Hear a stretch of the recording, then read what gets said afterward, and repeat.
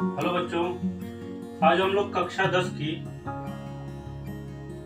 गणित विषय का वास्तविक संख्या के बारे में पढ़ेंगे। वास्तविक संख्याएं क्या होती हैं, वास्तविक संख्याओं के विषय में हम लोग समझेंगे कि वास्तविक संख्याएं क्या होती हैं।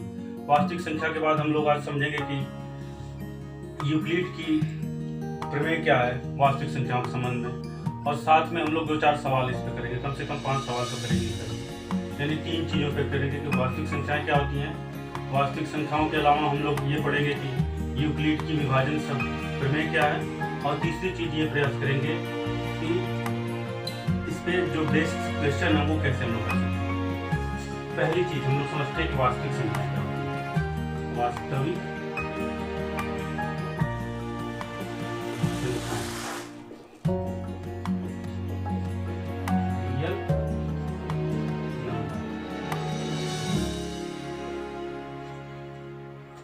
वास्तविक संख्या उन संख्याओं को कहते हैं जो परिमेय संख्याएं और अपरिमेय संख्याओं से मिलकर बनी होती है। यानी परिमेय और अपरिमेय संख्याओं के समुच्चय को हम लोग वास्तविक संख्या कहते हैं। यानी अब ऐसे इसे चार्ट के द्वारा समझिए। वास्तविक संख्या, परिमेय संख्या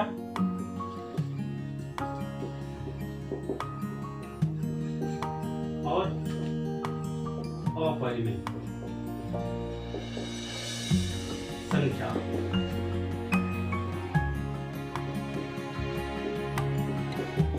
परिमेय वास्तविक संख्याएं परिमेय संख्याओं और अपरिमेय संख्याओं का समुच्चय होती है। परिमेय संख्या के बारे में आप लोग जानते ही, परिमेय संख्या 2 तरह की संख्या बनी होती है। एक पूर्णांक से बनी होती है, पूर्णांक, और दूसरी होती है भिन्न संख्या।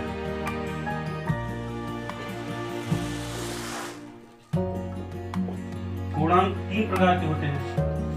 पूर्णांक 3 प्रकार के कौन कौन से होते हैं? पहला होता है धन पूर्णांक, दूसरा होता है ऋण पूर्णांक, और तीसरा होता है शून्य। अब इनको एक बात समझते हैं। धन पूर्णांक में क्या होता है? वो संख्याएं जो धन वाली हों, 1, 2, 3, 4 से लेकर अनंत तक। ऋण पूर्णांक में कौन सी होती है? -1, -2, -3 से लेकर अनंत तक।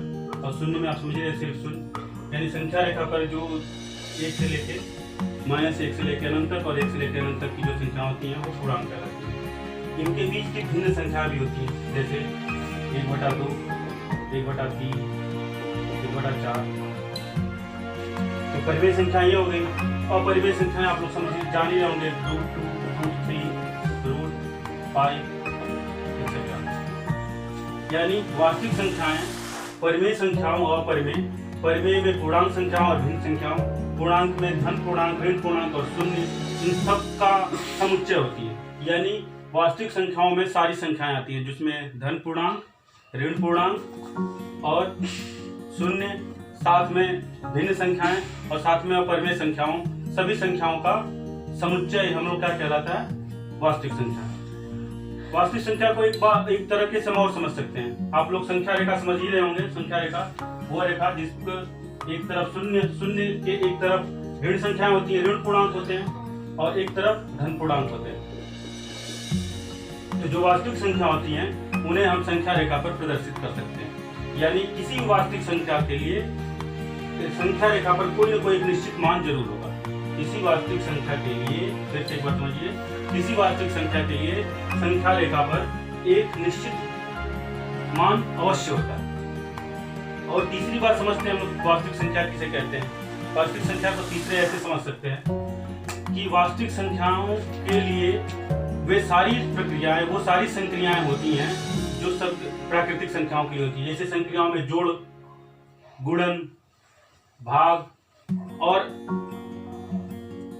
अन्य संक्रियाएं जो भी होती हैं वो सारी वास्तविक संख्याओं के लिए भी होती हैं, जिस तरह से प्राकृतिक संख्याओं के लिए होती हैं। यानी प्राकृतिक संख्याओं को हम लोग वास्तविक संख्या कह सकते हैं। वास्तविक संख्याओं में जोड़, घटाना, गुणा, भाग की प्रक्रिया होती है। अतः ये संख्याएं, जिन संख्याओं में जोड़, घटाना, गुणा, भाग की प्रक्रिया होती है, उन्हें वास्तविक संख्या कहते हैं। फिर एक बार समझने की कोशिश करते हैं कि वास्तविक संख्या किसे कहते हैं। वास्तविक संख्या परिमेय संख्या और अपरिमेय संख्याओं का समुच्चय होती है। समुच्चय का मतलब सम्मिलन, यानी बहुत सारी संख्याओं का मिलन ही क्या कहलाएगा, जो, या तीसरे शब्द में ऐसे कहें कि ब्रह्मांड में जितने तरह की संख्याएं पाई जाती हैं वो सारी क्या कहलाती हैं? वास्तविक संख्या। अब हम लोग दूसरी चीज समझते हैं वास्तविक संख्याओं के अलावा। वास्तविक संख्याओं में हम लोग एक चीज और पढ़ेंगे, वो है यूक्लिड की विभाजन प्रमेय। यूक्लिड की विभाजन प्रमेय, प्रमेयिका या प्रमेय जो है, यूक्लिड की विभाजन प्रमेयिका। यूक्लिड की विभाजन प्रमेयिका का सिर्फ और सिर्फ मतलब ये है कि ये महत्तम समापवर्तक निकालने के लिए ही यूज की जाती है। इसका मूल संबंध दो अंकों के बीच, दो अंकों में महत्तम समापवर्त निकालने का काम करती है। दो संख्याओं के बीच में महत्तम समापवर्त, या इसको हम लोग ऐसे समझ सकते हैं, जैसे हम लोग भाग देते हैं तो एक भाजक होता है,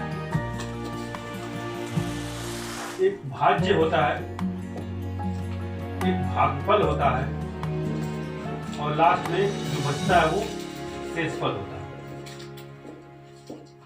अगर हम भाजक को b माने, भाज्य को a माने, शेषफल को r माने और भागफल को b माने, तो क्या होगा?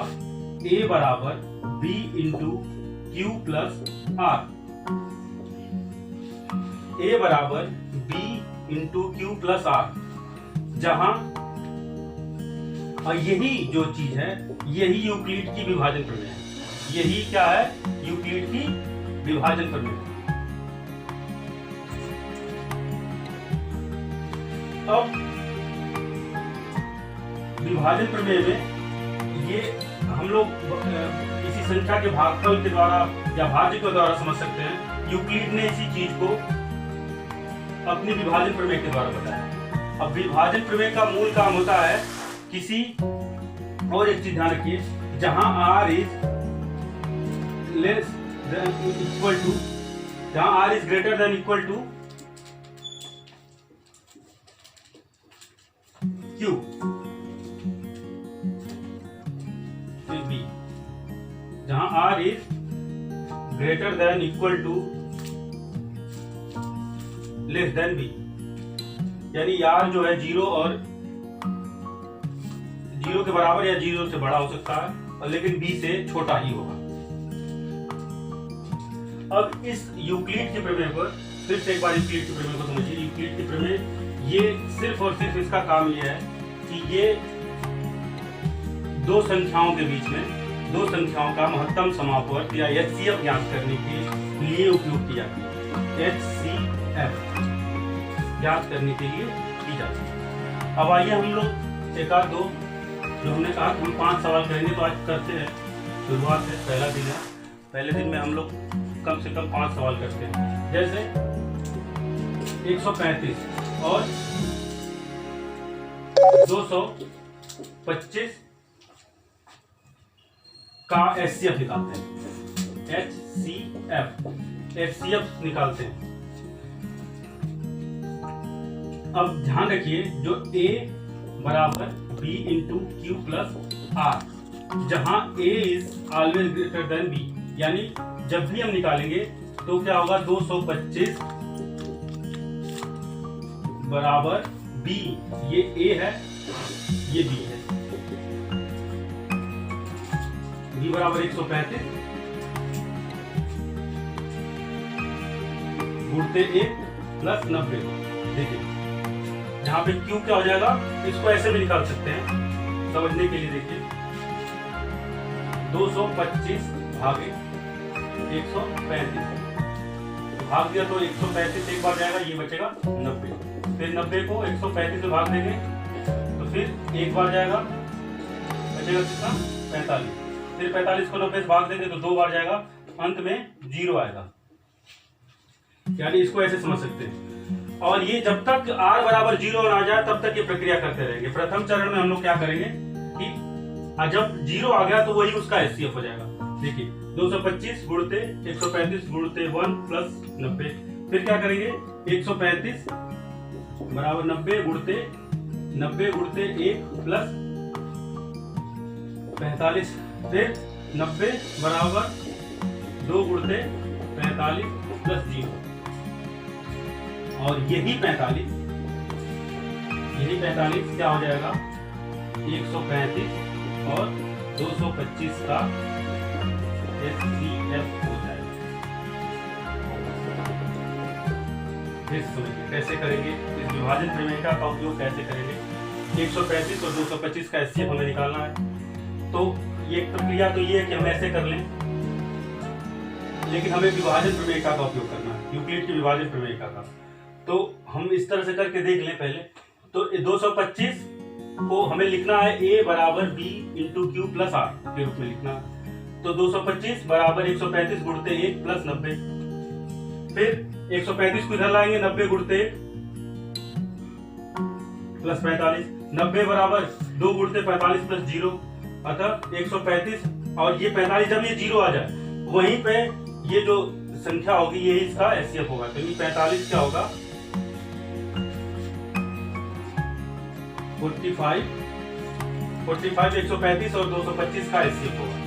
45 से क्या होगा, 125 और 225 का SCF होगा। एक दूसरा सवाल और करते हैं, इसमें आप लोग जरूर समझ जाएंगे। एक सवाल और करने का,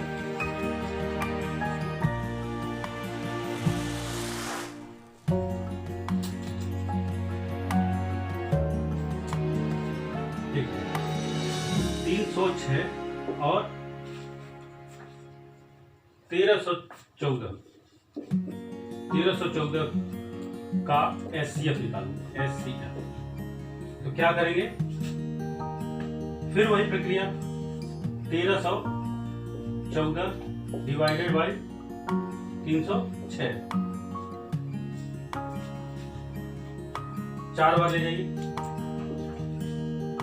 18 और 12 माइनस करिए, 6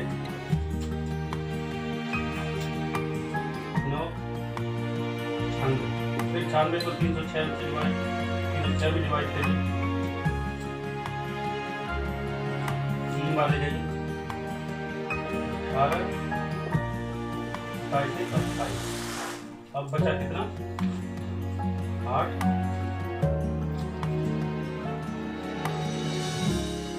और 1। अब 96 को डिवाइड करिए 18 से, 18 बन जाए 90, बचा कितना, 6, 18 को डिवाइड करिए, बचा कितना, 0। अतः 6 क्या होगा, इसका SCF होगा। अब इसी को इस तरह से लिखिए, 1314 इज इक्वल टू 306 गुणते 4 प्लस 96। फिर दूसरे चरण में पहला चरण हुआ, दूसरे चरण में क्या होगा, 306 बराबर 96 गुणते 3 प्लस 18। फिर तीसरे चरण में 96 बराबर 18 गुणते 5 प्लस 6। चौथे चरण में जब तक 0 नहीं आएगा तब तक हम ये प्रक्रिया करते हैं। 18 बराबर 3 गुणते 6 प्लस 0, अतः ये क्या आ गया, 6 1314 और 306 का HCF होगा। तो आप लोगों को समझ में आ गया होगा यूक्लिड की प्रमेय का। यूक्लिड के विभाजन प्रमेय का में क्या करना है, एक तो ये भी प्रक्रिया विभाजन के तरीके से ये भी कर सकते हैं। इससे भी यहाँ पे देखिए लास्ट में 6 आया, यही होगा। या आप इस तरह से कई चरणों में जब तक ये 0 ना आए तब तक ये प्रक्रिया करते हैं। एक सवाल दूसरी तरह से करते हैं। दूसरा सवाल,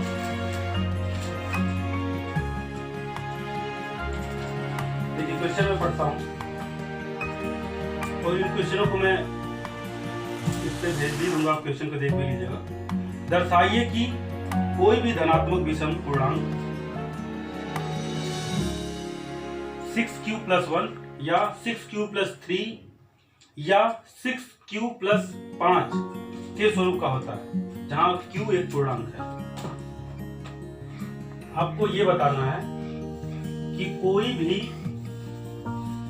फिर से एक बार सवाल समझिए, कह रहा है कि कोई भी विषम पूर्णांक 6q + 1, 6q + 3, 6q + 5 कोई सिद्ध करना है कि कोई विषम धन पूर्णांक सदैव क्या होगा, 6q + 1, 6q + 3, 6q + 5 के रूप में ही होगा।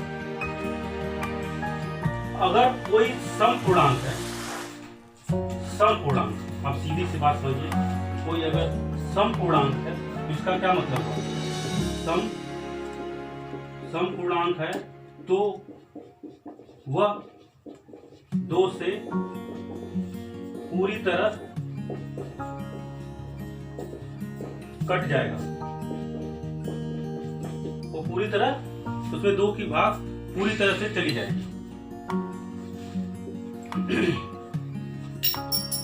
तो आप देखिए, कोई संख्या हम लेते हैं जो 6q + 1, 6q + 2, 6q + 3, 6q + 4, 6q + 5। अब आप समझने की कोशिश करिए। पहले इसको 2 × 3q लिखा जा सकता है, इसमें 2 कॉमन है, अतः ये सम संख्या है। इसमें भी देखिए 2 कॉमन करिए, 6, 3q + 1, ये भी 2 कॉमन, ये भी सम संख्या है। इसमें देखिए, इसमें भी 2 कॉमन करिए, 3q + 2, इसमें भी 2 कॉमन है, तो यानी ये और ये क्या है, ये सम संख्या है। इनमें कॉमन करिए, 2 कॉमन नहीं होगा, 6q + 1, इसमें 2 कॉमन नहीं हो रहा, 6q + 3 में भी 2 कॉमन नहीं हो रहा, 6q + 5, इन तीनों में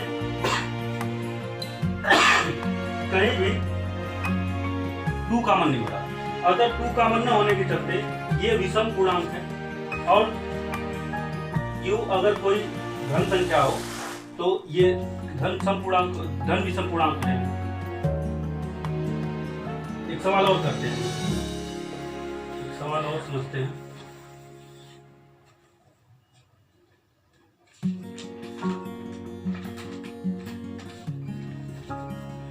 यूक्लिड की विभाजन प्रमेय का प्रयोग करते हुए ऐसी बड़ी संख्या ज्ञात करिए, ऐसी सबसे बड़ी संख्या ज्ञात करिए जो 398, 436 और 542, जिससे 398, 436, 542 को भाग देने पर क्रमशः 7, 11 और 15 से भाग देने पर कितना से सोचें, 7, 11 और 15। अब देखिए, समझने की कोशिश करें। तो पहले हम संख्याएं ज्ञात कर लेते हैं। हम लोग क्या करते हैं, 398 - 7 कर लेते हैं, हो जाएगा 398। फिर 436 - 12 कर लेते हैं, तो कितना हो जाएगा, 424। और 542 माइनस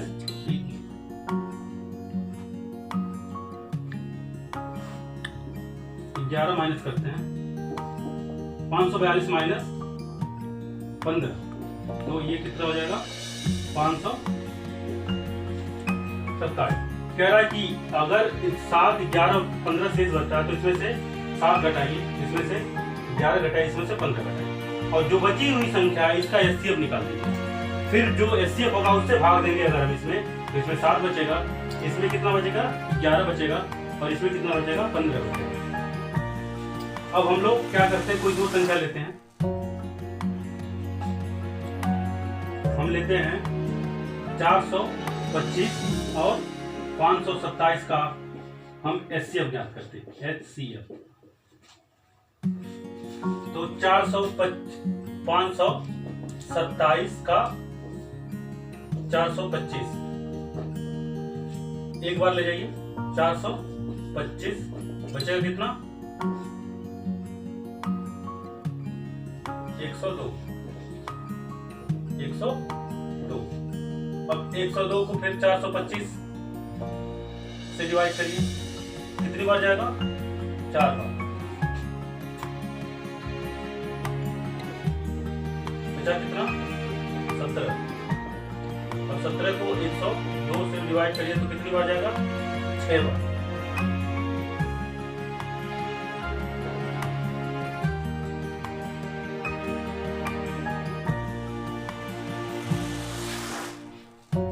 कितना आया,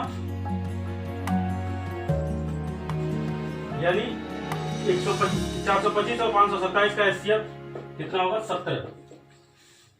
अब 391 और 17 का एचसीएफ देख लीजिए, तो 391 में 17 से डिवाइड करिए तो 2 बार, 17 दूना 34 और 17 3 51, यानी का एचसीएफ भी कितना हो जाएगा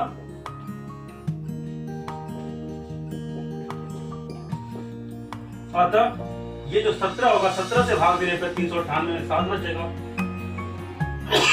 436 में 11 बचेगा, और 542 भाग देने पर 17 बचेगा। अगर ऐसे सवाल आते हैं तो पहले क्या करेंगे, माइनस करिए, फिर उनका एचसीएफ वापस निकालिए।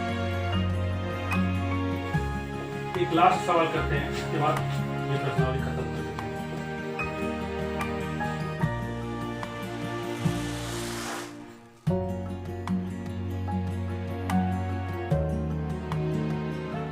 दर्शाइए कि किसी धनात्मक पूर्णांक का वर्ग किसी पूर्णांक q के लिए या तो 4q होगा या 4q+1 होगा। किसी संख्या q के लिए उसका वर्ग क्या होगा 4q या 4q+1। किसी संख्या का वर्ग 4q या 4q+1 होगा। अब समझने की कोशिश करिए। यहाँ पे हम लोग जानते हैं कि 1 का वर्ग क्या होगा, 1 होता है। 2 का वर्ग 4, 3 का वर्ग 9, 4 का वर्ग 16, 5 का वर्ग 25, 6 का वर्ग 36, 7 का वर्ग 49, 8 का वर्ग 64, 9 का वर्ग 81 और 10 का वर्ग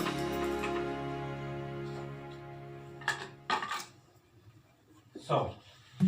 अब आप देखिए, किसी भी संख्या के वर्ग में 1, 4, 9, 6, 1, 4, 9, 6, 5, 6, 9, 4, 1, 0, यानी वर्ग पे इकाई की संख्या क्या होती है, इकाई की संख्या वर्ग के लिए 1, 4, 5, 6, 9 और 0 यही होती है। तो किसी भी संख्या में देखिए या तो 0 होगा या तो 1 होगा, 1 होने पे वर्ग है। अब मान लीजिए हम कोई संख्या लेते हैं,